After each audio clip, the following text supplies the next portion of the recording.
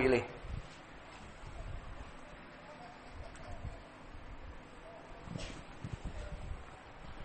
Alhamdulillah, wassalatu wassalamu ala Rasulillah wa ala alihi wa sahbihi wa man walah, wa ashhadu an la ilaha illallah wahdahu la syarikalah, wa ashhadu anna Muhammadan abduhu wa rasuluh, amma ba'd. Maka dari rules ataupun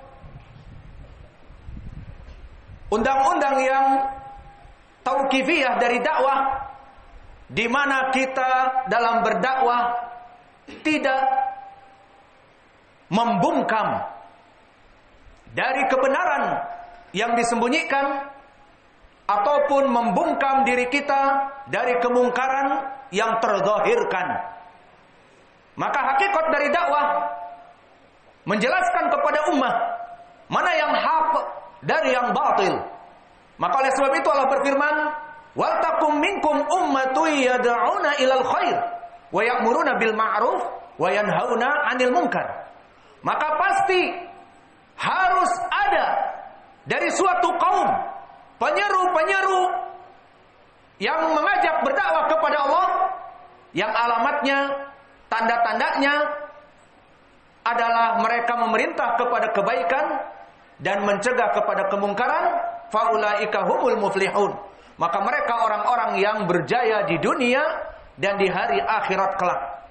Maka ini hakikat yang keempat dari dakwah, bahwa dakwah tidak bisa kita politisir karena bersifat atau kifiyah.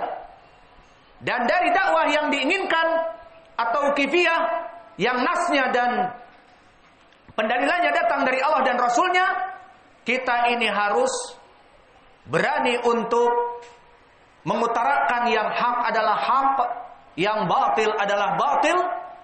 Fala yakhafu laumata laimin, dan tidak takut dari orang-orang yang mencelaknya. Maka oleh sebab itu banyak di dalam hadis-hadis yang lain di mana kita diperintah untuk al-amru bil ma'ruf wa nahyi 'anil munkar, seperti hadis yang diriwayatkan oleh Imam Muslim dari Tamim ibni Aus Ad-Dari, berkata Rasulullah sallallahu alaihi wa ala alihi wasallam, "Ad-dinu nasihah, ad-dinu nasihah." Agama ini adalah nasihat. Agama ini adalah nasihat. Liman ya Rasulullah? Untuk siapa? Lillah wali kitabihi wali rasulihi wali amatihim wali a'immatihim wa amatihim.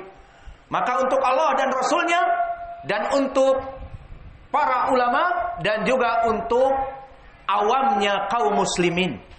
Maka saling menasihati. Ad-dinu nasihah maknanya asas dari agama Islam ini saling menasihati.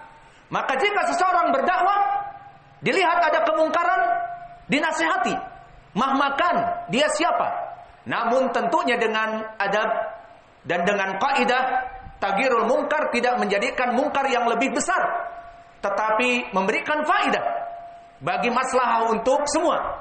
Jika ada yang salah, baik dia seorang ustadz, maka di saat selesai pelajaran antara dia dengannya dikatakan, tadi ustadz bilang demikian, kayaknya salah ya ustadz, Allah berfirman demikian dan demikian.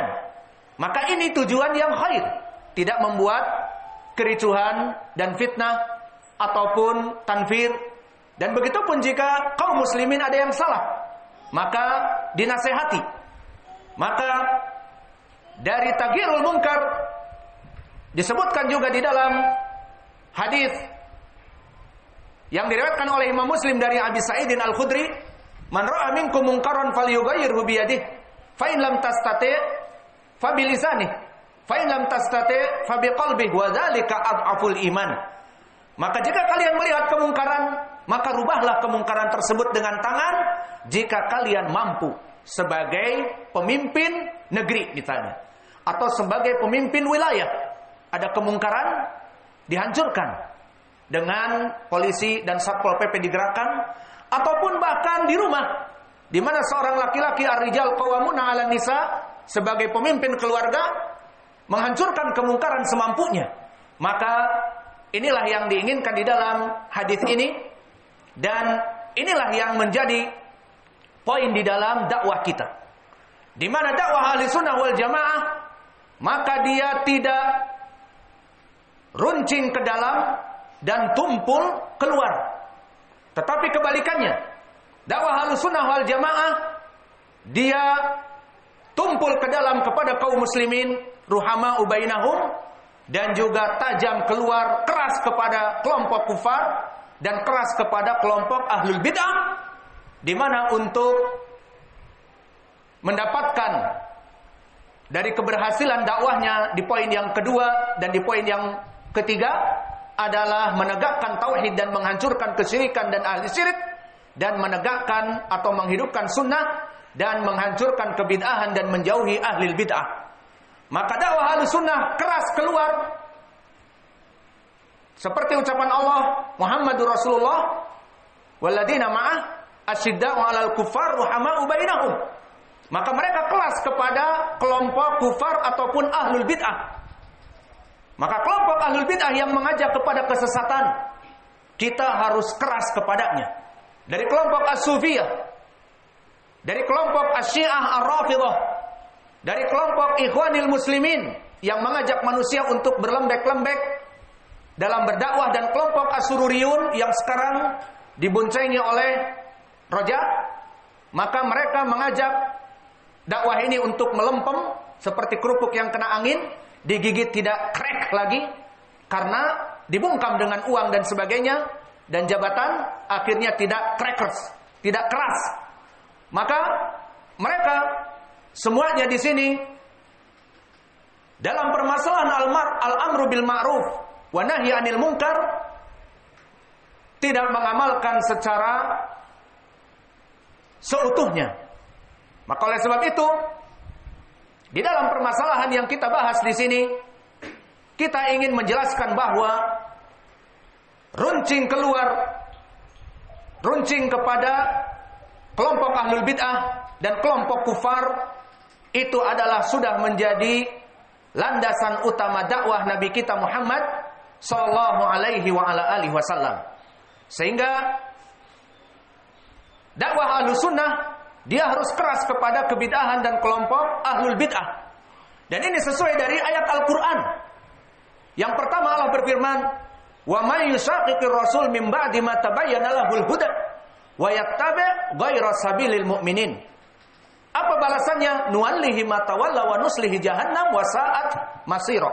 Di dalam ayat ini Allah tegaskan bahwa barang siapa yang menyelisihi Nabi Muhammad, mematikan sunnah, kemudian mengikuti jalan-jalan dari selain kaum muslimin ahli sunnah di zamannya, mengikuti kelompok ahlul bid'ah, mengikuti asy-syiah, ar-rafidah, al-khawarij, dan yang lainnya dalam pemahaman, maka apa kata Allah?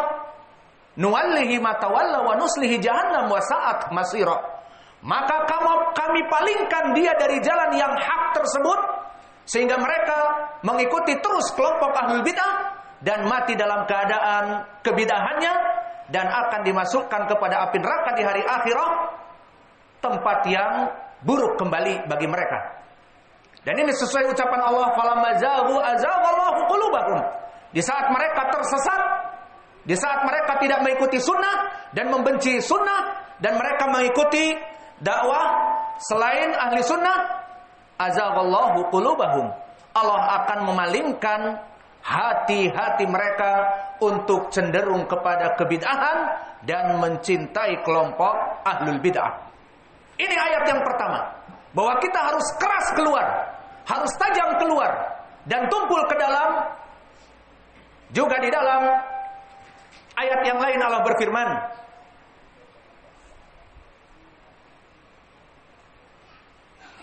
wa'tasimu bihablillahi jami'an wala tafarraqu.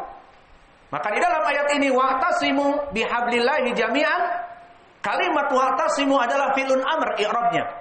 Maka berpegang teguhlah kalian bihablillah, dengan tali Allah, jami'an, keseluruhan dari kalian. Wala tafarraqu, dan tafarraqu di sini i'rabnya fi'lun mudhari' yang majzum dengan la nahiyah. Maka di ilmu usul memberikan makna tahrim. Maka janganlah kalian menyempal dan keluar dari manhaj ahlu sunnah wal jamaah. Maka di dalam ayat ini jelas sekali pendalilannya, wa'tasimu bihablillahi jami'an wa la tafarraqu. Diperintahkan oleh Allah untuk berpegang teguh kepada manhaj ahli sunnah, dan dilarang oleh Allah untuk masuk kepada kelompok-kelompok bid'ah dari kaum muslimin yang sesat dan menyesatkan. Maka telah ditafsirkan oleh Ibnu Mas'ud bahwa makna hablullah diriwayatkan oleh ashabus sunan, di antaranya oleh Al-Lalikai dan juga Ibnu Abi Asim di kitabnya As-Sunnah, dan yang lainnya juga oleh Imam At-Tabari di tafsirnya dari Husaim Ibnu Bashir Anil Awam An Sya'bi An Ibnu Mas'ud.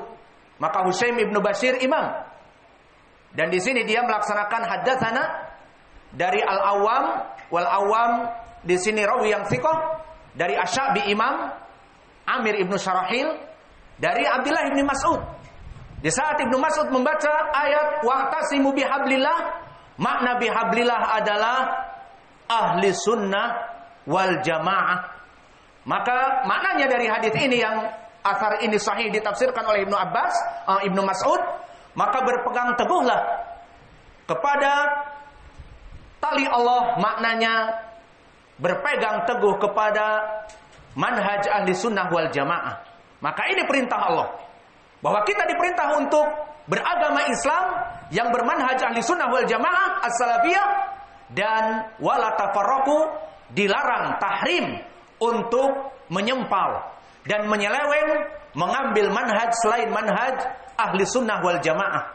Maka diharapkan untuk mengambil manhaj as-sufiyah, mengambil manhaj as-syiah, mengambil manhaj ar-rafidah, mengambil manhaj al-kharijiyah, mengambil manhaj dakwah-dakwah yang melempem, yang malah tumpul keluar dan tumpul ke dalam.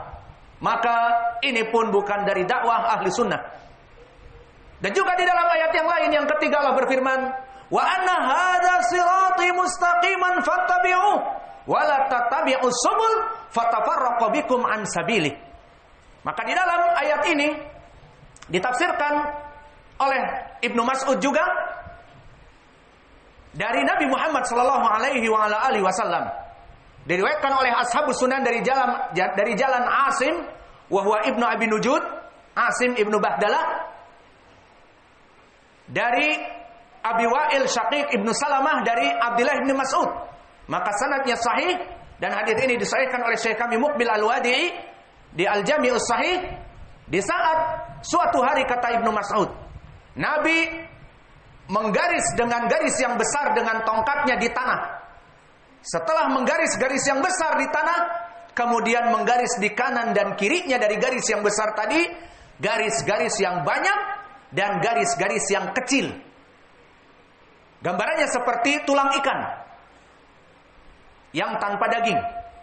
Maka kemudian Nabi mengatakan, hada hablullah, garis yang besar ini adalah jalan yang hak, tali Allah yang ditafsirkan oleh Ibnu Mas'ud, manhaj yang hak, manhaj ahlu sunnah wal jamaah.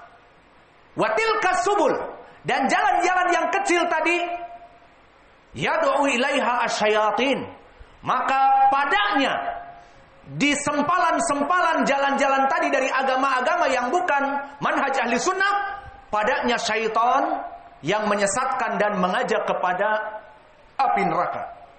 Kemudian Nabi membacakan ayat ini. Maka hadis ini menjadi tafsir dari ayat tadi. Wa anna hadza sirati mustaqiman fattabi'uh. Maka ini adalah jalan yang lurus. Tadi yang digambar dengan garis yang besar. Ikutilah jalan yang lurus ini. Jalan apa? Jalan dakwah ahli sunnah wal jamaah as-salafiyah. Wala tattabi'us subul.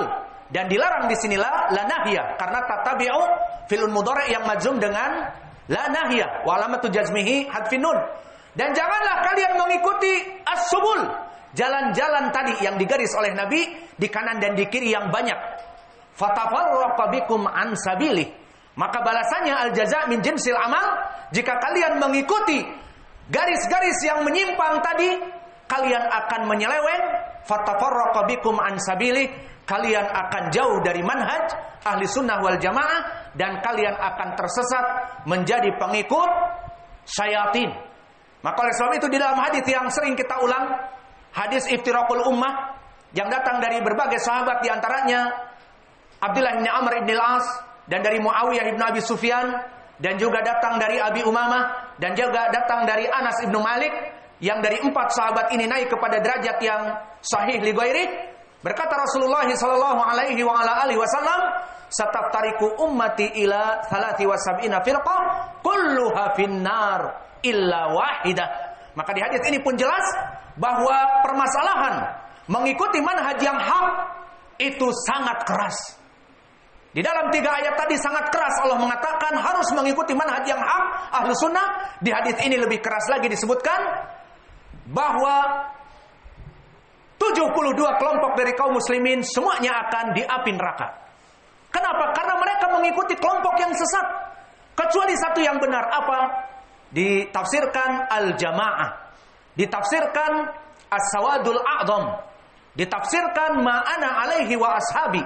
Mereka adalah apa-apa yang aku dan para sahabatku ada padanya. Menandakan jalan yang hak hanya satu, bukan kelompok ahlul bid'ah dan sempalan. Maka dari pendalilan Al-Quran dan hadis ini menjadi pendalilan bahwa kita ini dalam berdakwah harus keras, harus tajam keluar kepada selain dari ahli sunnah, kepada al-mubtadi'ah yang menghancurkan dakwah dan mengajak kepada jalan-jalan yang sesat.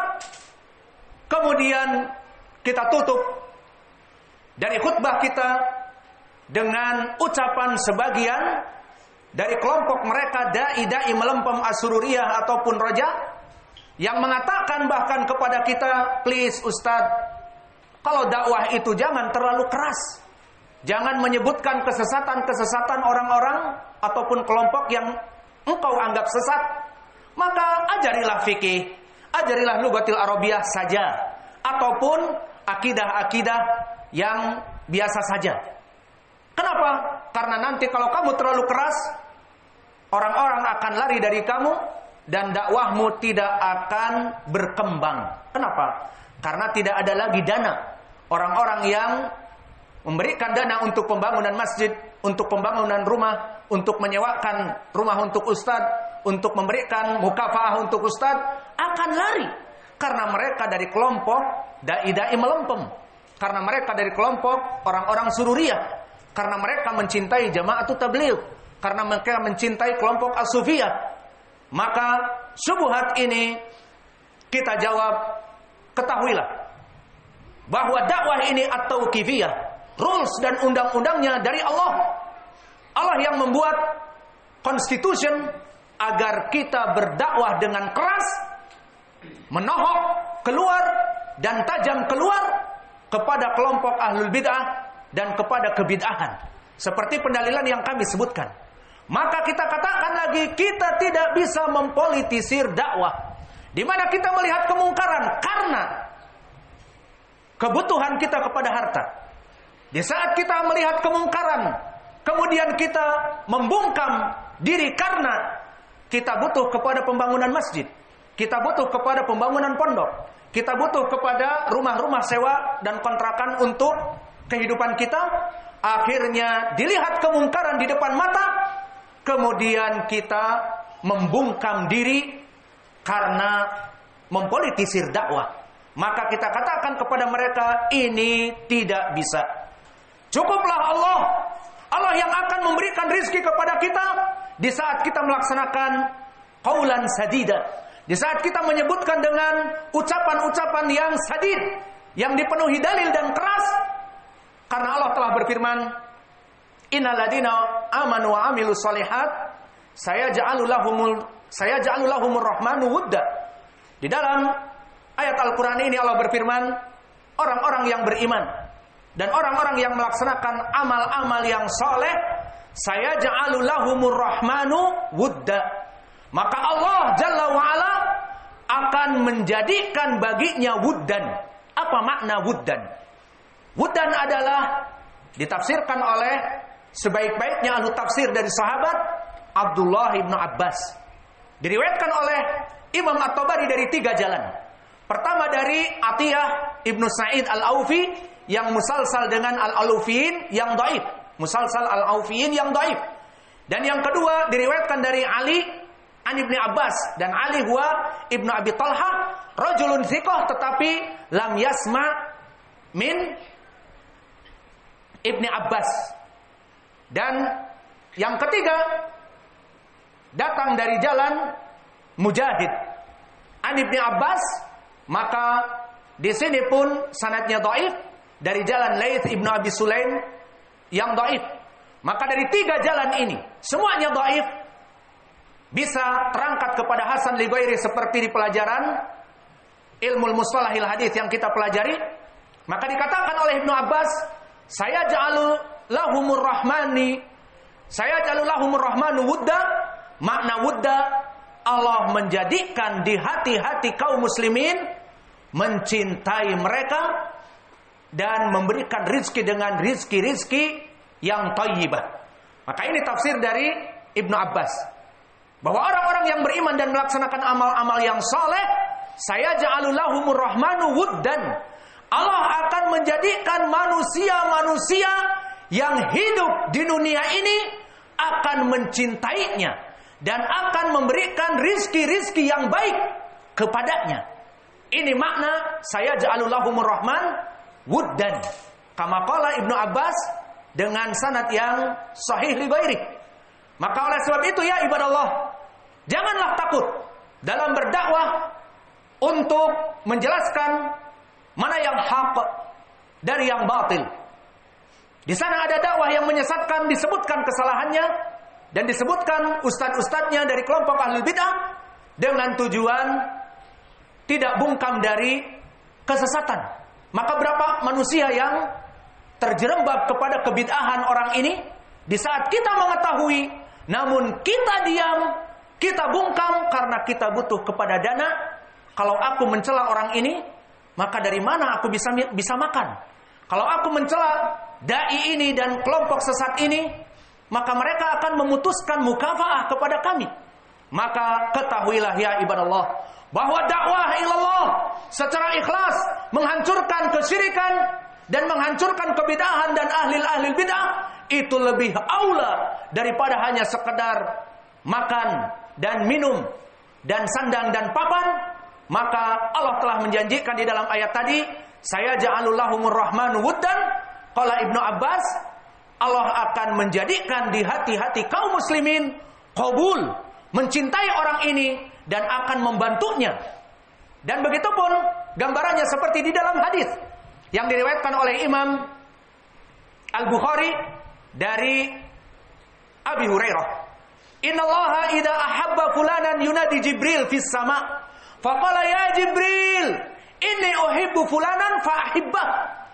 Jika Allah mencintai seorang manusia yang karena dia diantaranya penuntut ilmu dan seorang dai yang berdakwah kepada Allah, wala yakhafu laumata laimin, tidak takut dari celaan-celaan manusia, dia melaksanakan amar ma'ruf wa nahi anil munkar, maka Allah mencintainya, akan memanggil Jibril di langit, ya Jibril, aku mencintai orang ini.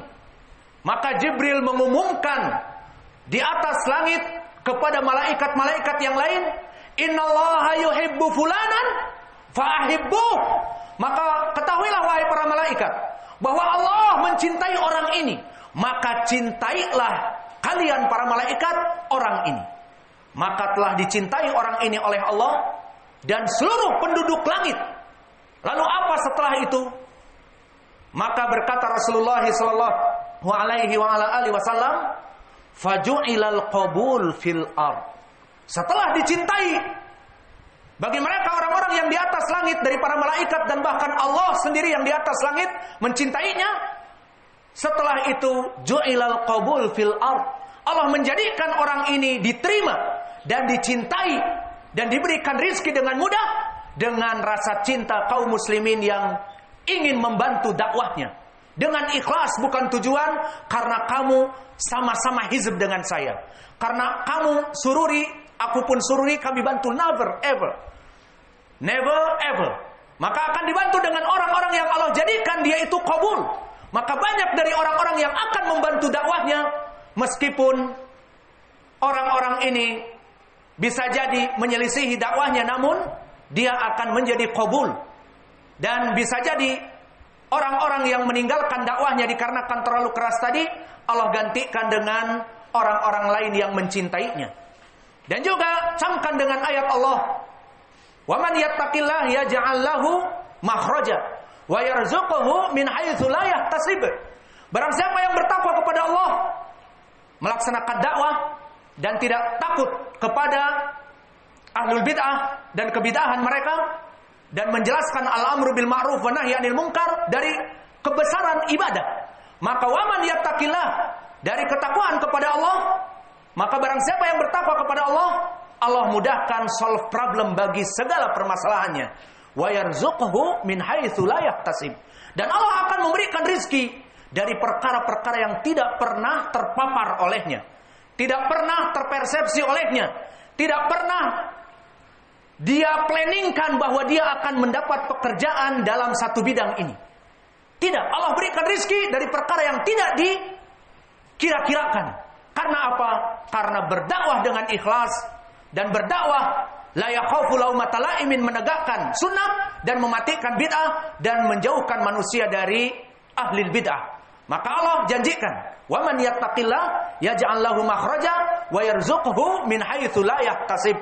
Allah berikan rizki dari perkara-perkara yang tidak diduga-duga.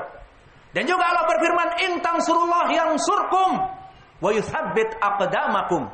Maka Allah berfirman, jika kalian menolong agama Allah, maka in huna in syartiyah. In tansurullah, disyaratkan jika kamu menolong agama Allah, maka jawabus syarat memberikan keilzaman, memberikan konsekuensi. Jika terpenuhi syarat, akan diberikan jawabus syarat. Idza tawaffar asyarat in tansurullah fa idan al jawab yansurkum wa yuthabbit aqdamakum.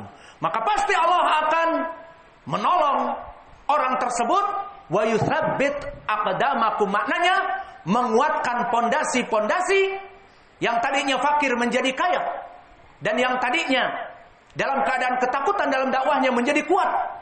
Dikarenakan apa? In tansurullah yansurkum wa yuthabbit aqdamakum. Maka kesimpulannya ya ibadallah, dakwah ini adalah tauqifiyah. Tidak bisa orang-orang yang mengaku sebagai dai kemudian di dalam dakwahnya mempolitisir dakwah, di mana di saat dia berbicara di depan kelompok ahlul bid'ah ataupun ormas-ormas yang lain yang tidak sesuai dengan sunnah, maka dia akan tumpul keluar.